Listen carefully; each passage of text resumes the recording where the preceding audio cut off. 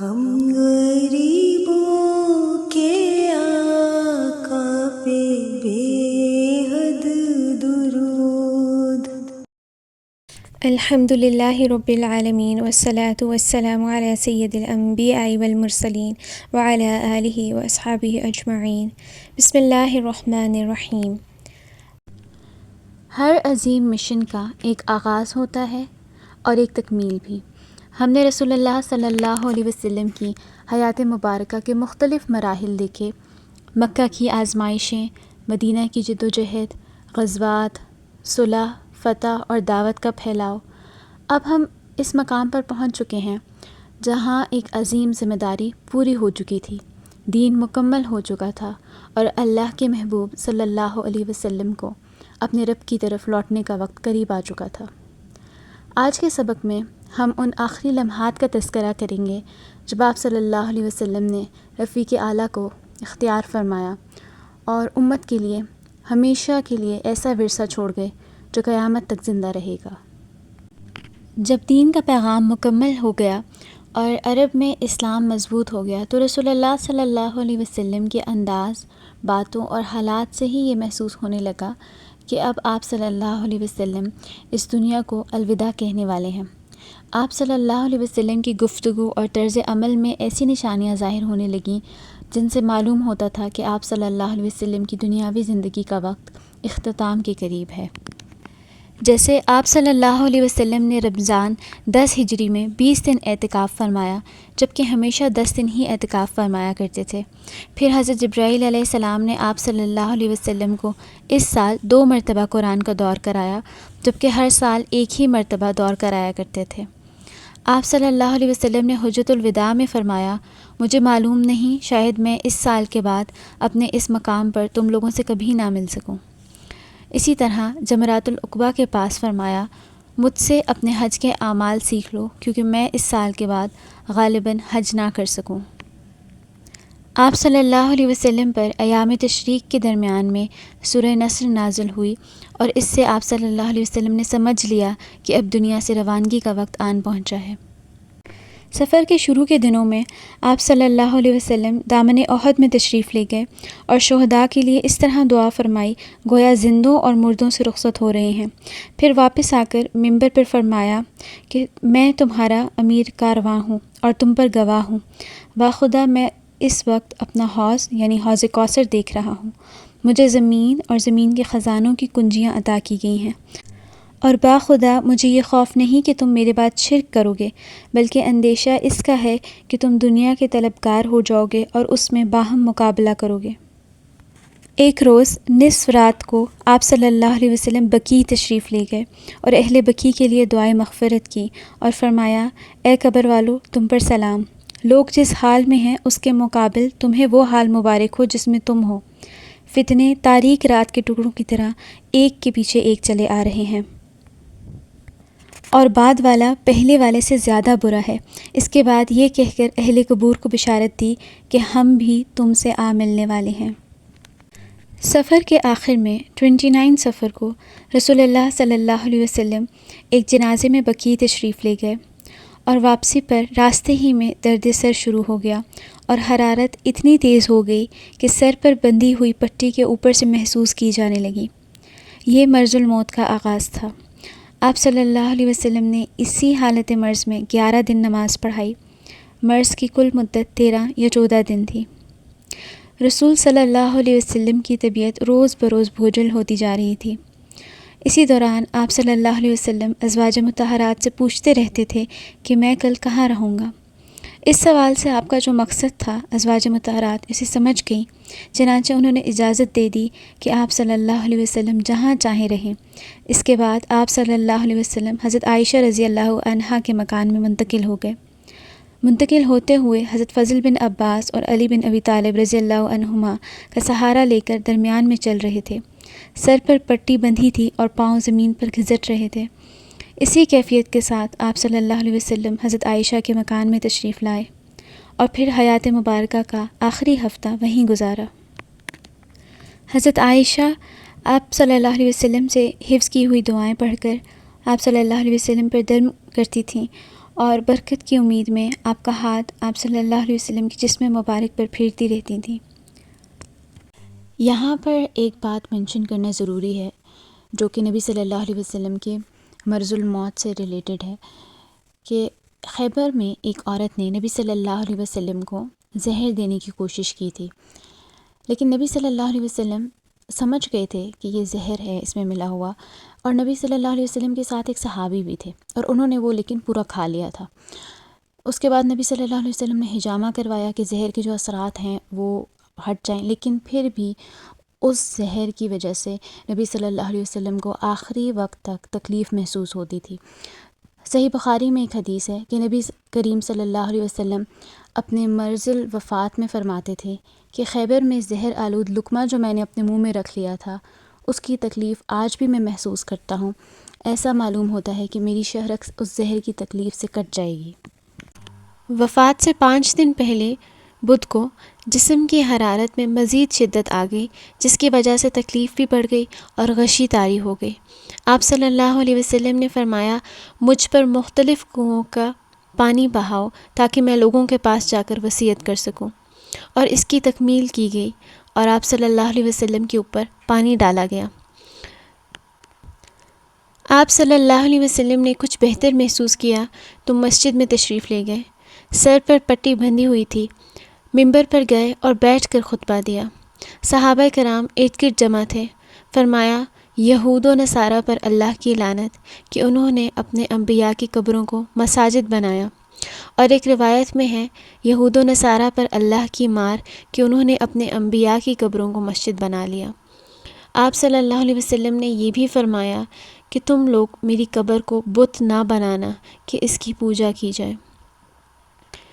پھر آپ صلی اللہ علیہ وسلم نے اپنے آپ کو قصاص کے لیے پیش کیا اور فرمایا کہ میں نے کسی کی پیٹھ پر کوڑا مارا ہو تو یہ میری پیٹھ حاضر ہے، وہ بدلہ لے لے، اور کسی کی بے آبروئی کی ہو تو یہ میری آبرو حاضر ہے، وہ بدلہ لے لے۔ اس کے بعد آپ صلی اللہ علیہ وسلم ممبر سے نیچے تشریف لے آئے، ظہر کی نماز پڑھائی اور پھر ممبر پر تشریف لے گئے اور عداوت وغیرہ سے متعلق اپنی پچھلی باتیں دہرائیں۔ ایک شخص نے کہا، آپ صلی اللہ علیہ وسلم کے ذمے میرے 3 درہم باقی ہیں۔ آپ نے فضل بن عباس رضی اللہ تعالیٰ عنہ سے فرمایا، انہیں ادا کر دو۔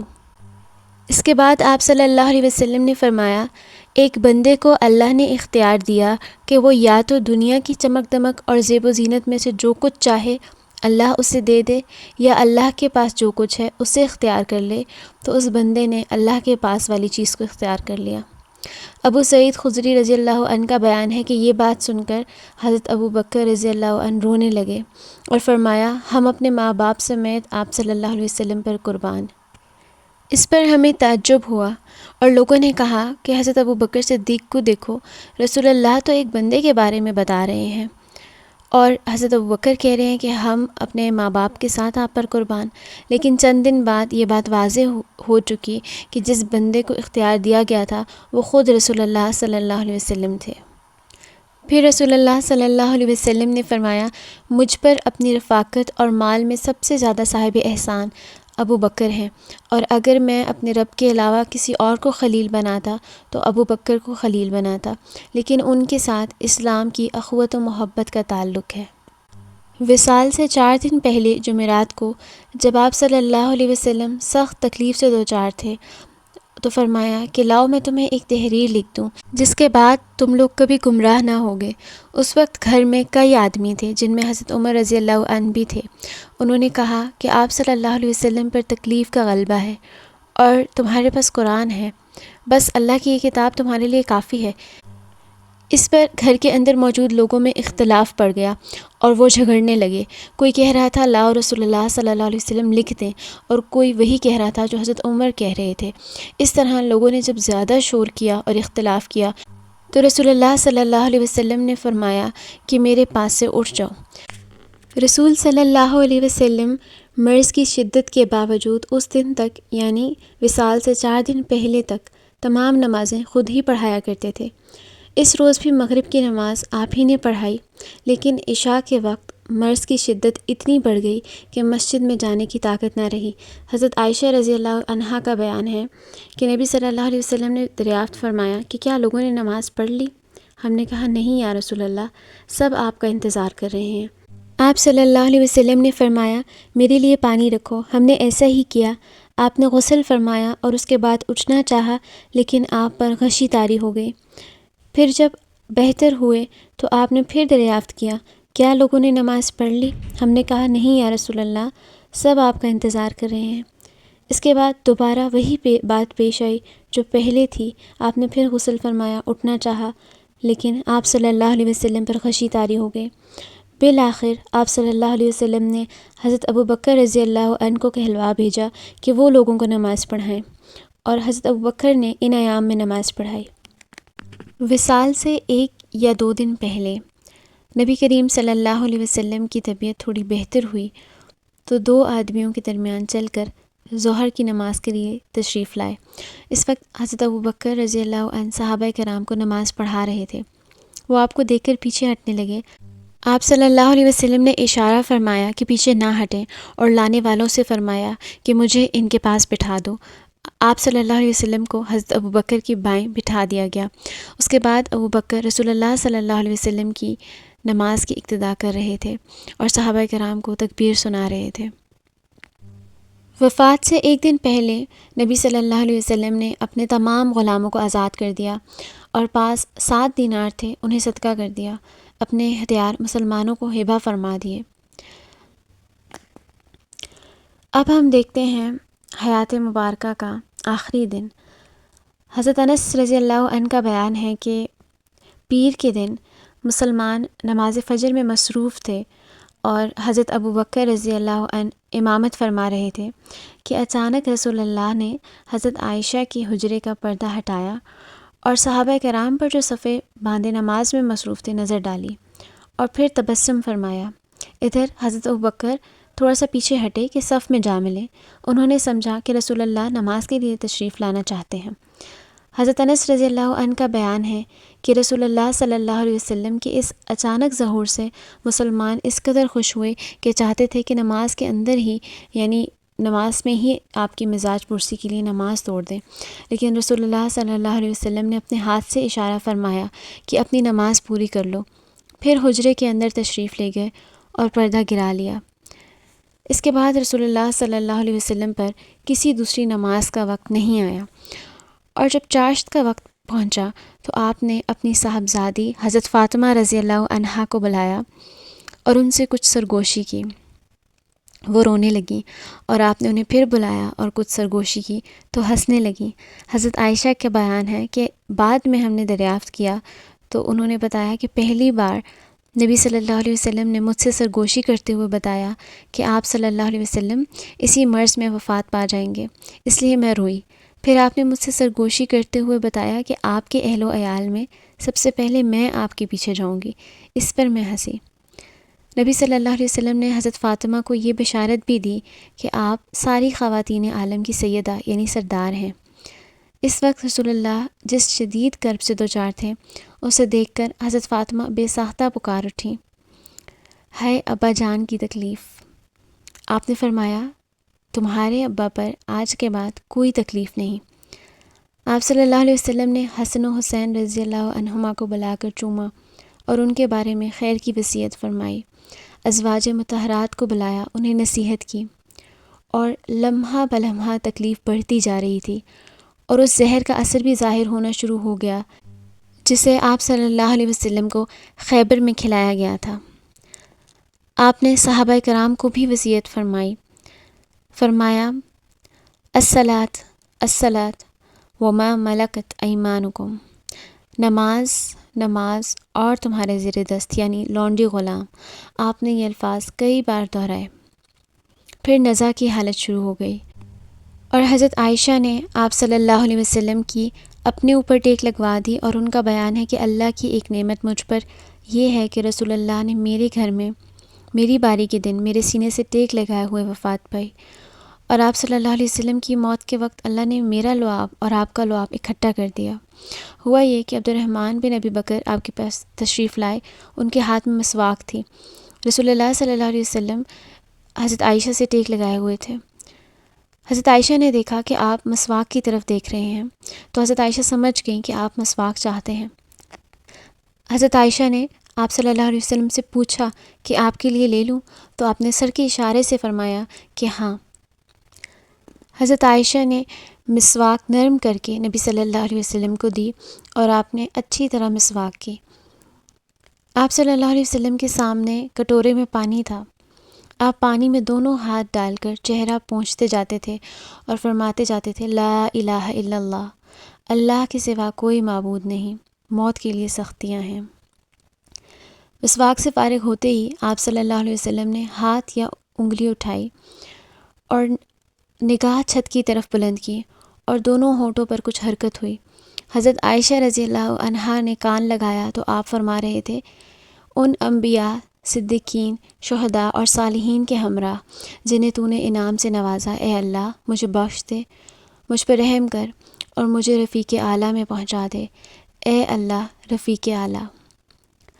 آخری فقرہ 3 بار دہرایا اور اسی وقت ہاتھ جھک گیا اور آپ صلی اللہ علیہ وسلم رفیق اعلیٰ سے جا ملے۔ انا للہ و انا الیہ راجعون۔ یہ واقعہ 12 ربیع الاول پیر کے دن کا ہے اور اس وقت نبی صلی اللہ علیہ وسلم کی عمر 63 سال تھی۔ اس دل کو توڑ دینے والے واقعے کی خبر فوراً پورے مدینہ میں پھیل گئی اور مدینہ کے لوگوں پر شدید غم چھا گیا۔ ایسا لگا جیسے ان پر دکھ کا پہاڑ ٹوٹ پڑا ہو۔ ہر طرف اداسی اور صدمہ تھا، لوگ حیران اور غمزدہ ہو گئے تھے۔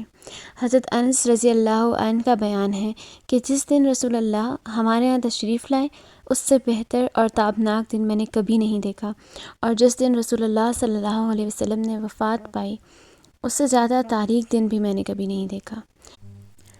وفات کی خبر سن کر حضرت عمر رضی اللہ عنہ کے ہوش جاتے رہے۔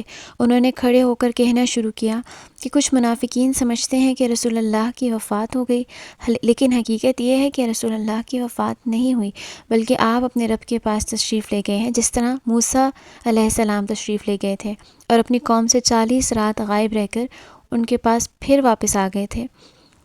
حالانکہ واپسی سے پہلے یہی کہا جاتا رہا کہ وہ انتقال کر چکے ہیں۔ خدا کی قسم رسول اللہ بھی ضرور پلٹ کر آئیں گے اور ان لوگوں کے ہاتھ پاؤں کاٹ ڈالیں گے جو سمجھتے ہیں کہ آپ صلی اللہ علیہ وسلم کی وفات ہو چکی ہے۔ ادھر حضرت ابو بکر رضی اللہ عنہ اپنے مکان سے گھوڑے پر سوار ہو کر تشریف لائے اور اتر کر مسجد نبوی میں داخل ہوئے۔ پھر لوگوں سے کوئی بات کیے بغیر سیدھا حضرت عائشہ کے پاس گئے اور رسول اللہ کے بارے میں پوچھا۔ آپ صلی اللہ علیہ وسلم کا جسد مبارک دھاری دار یمنی چادر سے ڈھکا ہوا تھا۔ حضرت ابوبکر نے رخ انور سے چادر ہٹائی اور اسے چوما اور روئے، اور پھر فرمایا میرے ماں باپ آپ پر قربان، اللہ آپ پر 2 موت جمع نہیں کرے گا، جو موت آپ پر لکھ دی گئی تھی وہ آپ کو آ چکی۔ اس کے بعد ابوبکر باہر تشریف لائے اور اس وقت بھی حضرت عمر لوگوں سے بات کر رہے تھے۔ حضرت ابوبکر نے ان سے کہا کہ عمر بیٹھ جاؤ۔ حضرت عمر نے بیٹھنے سے انکار کر دیا۔ صحابہ کرام حضرت عمر کو چھوڑ کر حضرت ابوبکر کی طرف متوجہ ہو گئے اور حضرت ابوبکر رضی اللہ تعالیٰ عنہ نے فرمایا اما بعد، تم میں سے جو شخص محمد صلی اللہ علیہ وسلم کی پوجا کرتا تھا تو وہ جان لے کہ محمد صلی اللہ علیہ وسلم کی موت واقع ہو چکی ہے، اور تم میں سے جو شخص اللہ کی عبادت کرتا تھا تو یقیناً اللہ ہمیشہ زندہ رہنے والا ہے، کبھی نہیں مرے گا۔ اس کے بعد قرآن کی ایک آیت تلاوت فرمائی، سورہ آل عمران کی آیت نمبر 144۔ وَمَا مُحَمَّدٌ إِلَّا رَسُولٌ قَدْ خَلَتْ مِن قَبْلِهِ الرُّسُلُ أَفَإِن مَّاتَ أَوْ قُتِلَ انقلبتم عَلَىٰ أَعْقَابِكُمْ وَمَن ينقلب عَلَىٰ عَقِبَيْهِ فَلَن يَضُرَّ اللَّهَ شَيْئًا وَسَيَجْزِي اللَّهُ الشَّاكِرِينَ، جس کا ترجمہ ہے محمد صلی اللہ علیہ وسلم نہیں ہے مگر رسول ہی، ان سے پہلے بھی بہت سے رسول گزر چکے ہیں، تو کیا اگر وہ یعنی محمد صلی اللہ علیہ وسلم مر جائیں یا ان کی موت واقع ہو جائے یا وہ قتل کر دیے جائیں تو تم لوگ اپنی ایڑ کے بل پلٹ جاؤ گے؟ اور جو شخص اپنی ایڑ کے بل پلٹ جائے تو یاد رکھے کہ وہ اللہ کو کچھ نقصان نہیں پہنچا سکتا، اور ان قریب اللہ شکر کرنے والوں کو جزا دے گا۔ صحابہ کرام جو اب تک فرد غم سے حیران تھے، انہیں حضرت ابو بکر رضی اللہ عنہ کا یہ خطاب سن کر یقین آ گیا کہ رسول اللہ صلی اللہ علیہ وسلم واقعی رحلت فرما چکے ہیں۔ منگل کے روز آپ صلی اللہ علیہ وسلم کو غسل دیا گیا۔ غسل دینے والے حضرات تھے حضرت عباس، حضرت علی، حضرت عباس کے 2 صاحبزادے، رسول اللہ صلی اللہ علیہ وسلم کے آزاد کردہ غلام شکران، حضرت اسامہ بن زید اور اوس بن خولی۔ حضرت عباس اور ان کے بیٹے آپ صلی اللہ علیہ وسلم کی کروٹ بدل رہے تھے۔ حضرت اسامہ اور شکران پانی بہا رہے تھے۔ حضرت علی غسل دے رہے تھے اور حضرت اوس نے آپ کو اپنے سینے سے ٹیک دے رکھی تھی۔ اس کے بعد آپ صلی اللہ علیہ وسلم کو 3 سفید یمنی چادروں میں کفنایا گیا۔ آپ صلی اللہ علیہ وسلم کی آخری آرامگاہ کے بارے میں بھی صحابہ کرام کی رائے مختلف تھیں، لیکن حضرت ابو بکر رضی اللہ عنہ نے فرمایا کہ میں نے رسول اللہ کو یہ فرماتے ہوئے سنا ہے کہ کوئی نبی بھی فوت نہیں ہوا مگر اس کی تدفین وہیں ہوئی جہاں فوت ہوا۔ اس فیصلے کے بعد حضرت ابو طلحہ رضی اللہ عنہ نے آپ صلی اللہ علیہ وسلم کا وہ بستر اٹھایا جس پر آپ صلی اللہ علیہ وسلم کی وفات ہوئی تھی اور اسی کے نیچے قبر مبارک کھودی۔ اس کے بعد باری باری 10 صحابہ کرام نے حجرے میں داخل ہو کر نماز جنازہ پڑھی۔ کوئی امام نہیں تھا۔ نماز جنازہ پڑھنے میں منگل کا پورا دن گزر گیا اور بدھ کی رات آ گئی۔ رات میں آپ صلی اللہ علیہ وسلم کے جسد پاک کو سپرد خاک کیا گیا۔ رسول اللہ صلی اللہ علیہ وسلم کا وصال ایک بہت بڑا صدمہ تھا، لیکن آپ صلی اللہ علیہ وسلم کا مشن قیامت تک زندہ رہنے والا ہے۔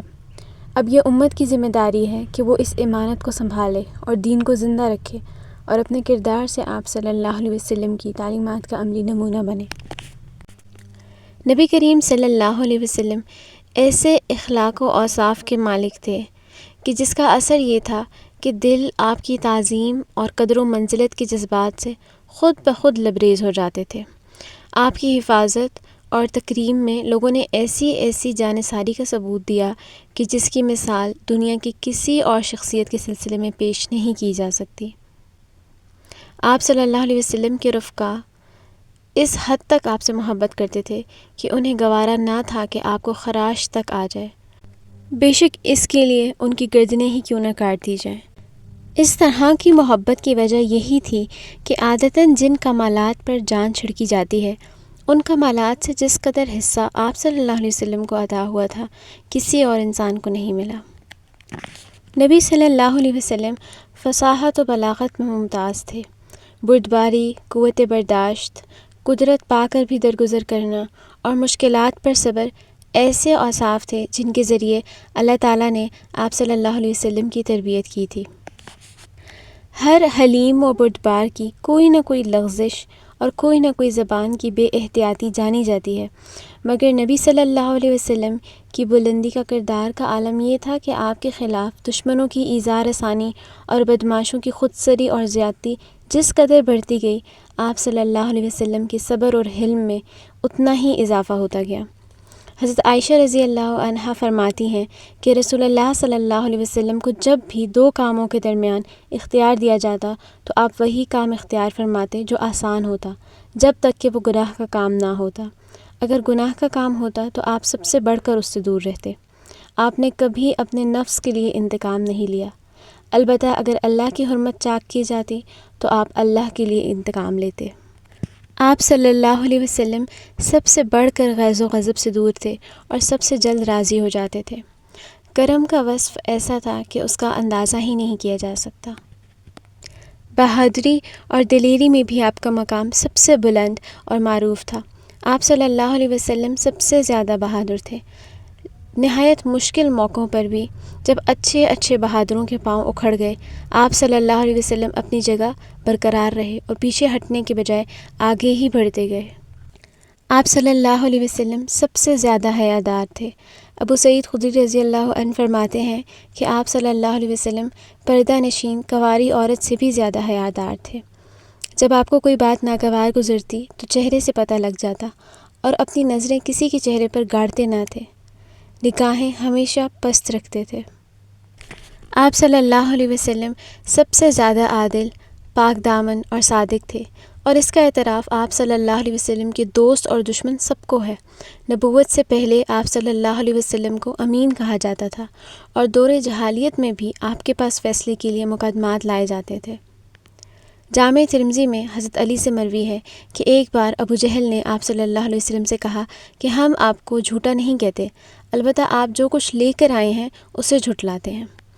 اور اس پر اللہ تعالیٰ نے یہ آیت نازل فرمائی جس کا ترجمہ ہے، یہ لوگ آپ صلی اللہ علیہ وسلم کو نہیں جھٹلاتے بلکہ یہ ظالم اللہ کی آیتوں کا انکار کرتے ہیں۔ آپ صلی اللہ علیہ وسلم سب سے زیادہ متواضع اور تکبر سے دور تھے۔ جس طرح بادشاہوں کے لیے ان کے خادم کھڑے رہتے ہیں، اس طرح اپنے لیے آپ نے صحابہ کرام کو کھڑے ہونے سے منع فرمایا، مسکینوں کی عیادت کرتے تھے، غلاموں کی دعوت منظور فرماتے تھے، صحابہ کرام میں کوئی فرق کیے بغیر ایک عام آدمی کی طرح بیٹھتے تھے۔ حضرت عائشہ رضی اللہ تعالی عنہا فرماتی ہیں کہ آپ اپنے جوتے خود ٹانکتے تھے، اپنے کپڑے خود سیتے تھے، اور اپنے ہاتھ سے اس طرح کام کرتے تھے جیسے تم میں سے کوئی آدمی اپنے گھر کے کام کاج کرتا ہو۔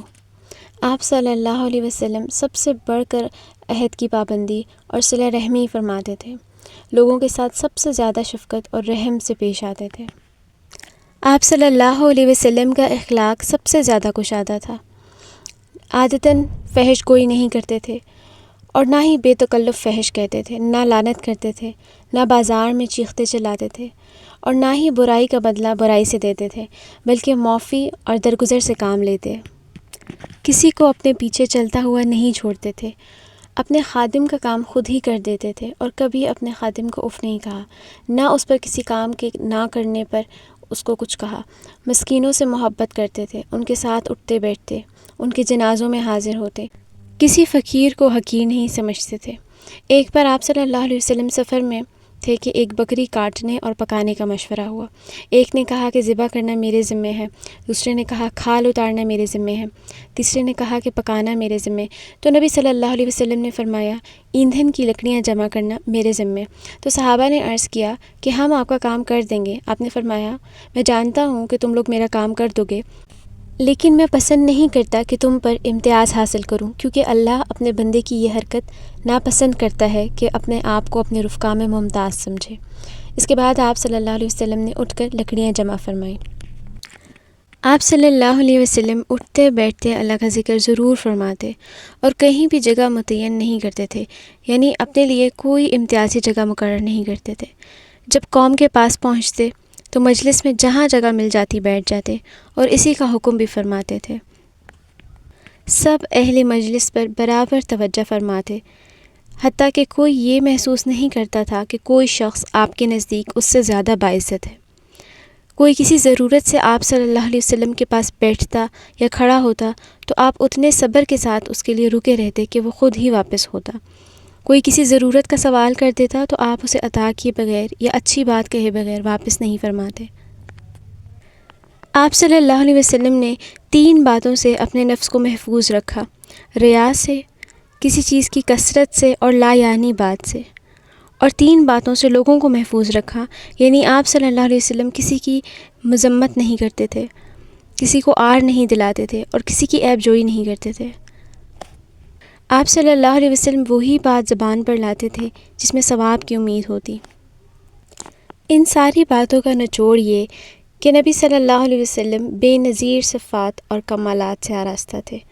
آپ کے رب نے آپ کو بے نظیر ادب سے نوازا تھا، حتیٰ کہ اس نے خود آپ صلی اللہ علیہ وسلم کی تعریف فرمائی اور قرآن میں فرمایا یقیناً آپ عظیم اخلاق پر ہیں، اور یہ ایسی خوبیاں تھیں کہ جن کی وجہ سے لوگ آپ کی طرف کھنچ آئے، دلوں میں آپ صلی اللہ علیہ وسلم کی محبت بیٹھ گئی۔ انہی خوبیوں کے سبب آپ صلی اللہ علیہ وسلم کی قوم کی اکڑ اور سختی نرمی میں تبدیل ہوئی، یہاں تک کہ یہ اللہ کے دین میں فوج در فوج داخل ہو گئی۔ یاد رکھیں ہم نے جن خوبیوں کا ذکر کیا ہے وہ نبی کریم صلی اللہ علیہ وسلم کی عظمت کا صرف ایک چھوٹا سا حصہ ہیں۔ آپ کے اخلاق اور صفات اتنے بلند اور کامل تھے کہ کوئی انسان ان کی پوری حقیقت کو بیان نہیں کر سکتا، نہ ان کی گہرائی تک پہنچ سکتا ہے۔ آپ اس دنیا کے سب سے عظیم انسان تھے۔ آپ صلی اللہ علیہ وسلم نے کمال انسانیت کی سب سے اونچی منزل حاصل کی۔ اللہ تعالیٰ نے آپ کو اپنے نور سے منور فرمایا، یہاں تک کہ آپ کی زندگی کو قرآن کا عملی نمونہ قرار دیا گیا، یعنی جو قرآن میں ہے وہی آپ کے کردار میں نظر آتا ہے۔ اگر ہم واقعی نبی صلی اللہ علیہ وسلم کی عظمت کو سمجھنا چاہتے ہیں تو صرف تعریف کافی نہیں، ہمیں اپنے کردار کو بدلنا ہوگا۔ ہماری گفتگو میں سچائی آئے، ہمارے رویے میں نرمی آئے، ہمارے معاملات میں انصاف ہو، یہی اصل محبت ہے۔ نبی صلی اللہ علیہ وسلم کی شان بیان کرنا سعادت ہے، لیکن نبی صلی اللہ علیہ وسلم کے اخلاق اپنانا نجات ہے۔ اللہ تعالیٰ ہمیں اپنے نبی کی سچی محبت عطا فرمائے، ہمیں ان کے اخلاق اپنانے کی توفیق دیں، ہمیں اہل بیت کی محبت عطا کریں، اور قیامت کے دن ہمیں اپنے محبوب صلی اللہ علیہ وسلم کے حوض کوثر پر جمع فرمائیں، آمین۔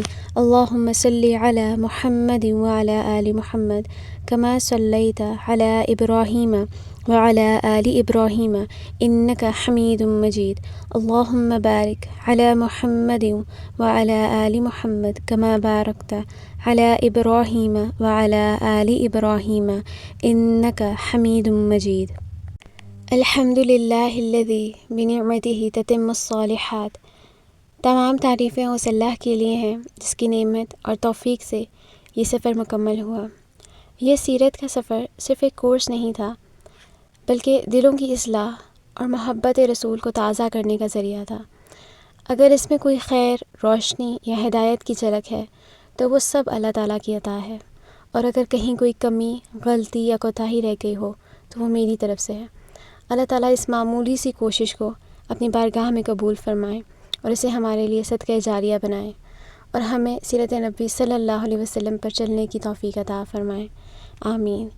سبحانک اللہم و بحمدک اشہد ان لا الہ الا انت استغفرک و اتوب الیک۔